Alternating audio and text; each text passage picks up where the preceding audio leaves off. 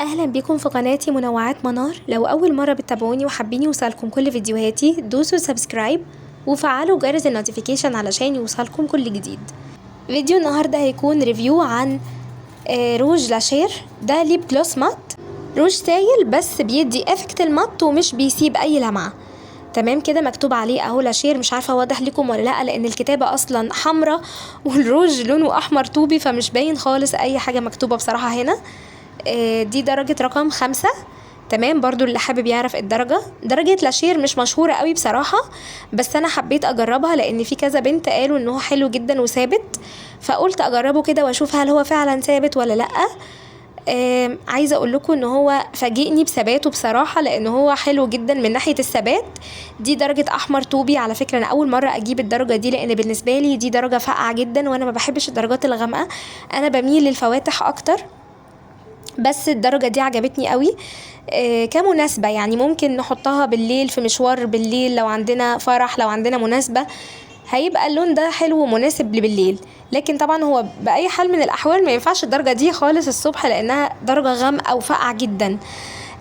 درجة الأحمر الطوبي دي بتميل أكتر لأن احنا نستعملها بالليل يعني.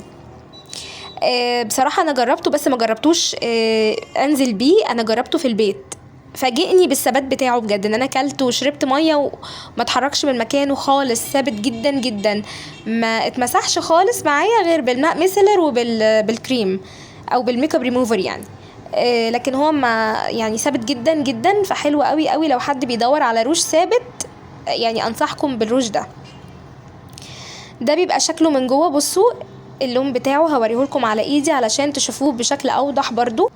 بصوا هي لون درجة احمر طوبي. الدرجة دي على فكرة شيك قوي، بس هي بتبقى حلوة بالليل بس، يعني ما انصحش بيها فترة الصبح خالص لان هي تبقى فاقعة قوي قوي في نور ربنا كده الصبح، لا هتبقى ملفتة قوي قوي يعني. فهي احلى بالليل لو عندنا مناسبة او خروجة بالليل هتبقى مناسبة حلوة قوي الدرجة دي. وعلى فكرة ادوها دقيقة بالظبط كده بيتغير لونها، يعني كل ما بينشف بياخد لون تاني، بيغمق كده شوية بيبقى لونه احمر غامق، فبرضو بتبقى الدرجة حلوة قوي.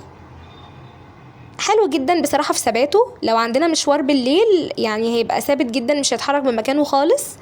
وزي ما قلت لكم انا جربته قبل كده فعلا كان ثابت جدا معايا، بس جربته في البيت حبيت اعرف كده هو ثباته عامل ازاي، يعني لقيته فعلا لا ثابت جدا معايا وما بيتشالش بسهولة يعني. وطبعا تقدروا تجربوا درجات تانية من لاشير. عامل درجات برضو نيود ودرجات كشمير، درجات فاتحة اللي بيحب الفواتح زيي.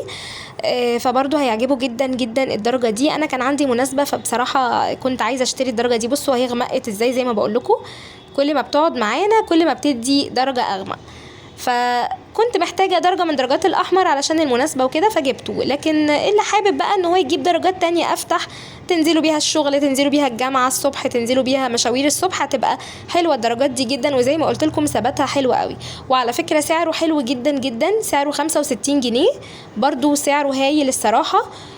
بالنسبه لثباته بالنسبه للماتيريال بتاعته صراحه ممتاز قوي. فلا بصراحه مش اخر مره ان شاء الله اجرب من لاشير لانه بصراحه فاجئني بجماله، رغم ان هو مش مشهور قوي وما عليهوش كلام كتير ولا ضجه قوي، بس لا بصراحه مش واخد حقه، فحلو قوي ان احنا نجربه ونشجعه.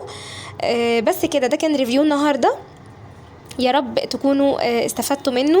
واللي جرب بقى منكم روج من لاشير ما ينساش يكتب لي الدرجة بتاعته ويقول لي عجبه ولا لا. واشوفكم ان شاء الله في ريفيو جديد. باي باي.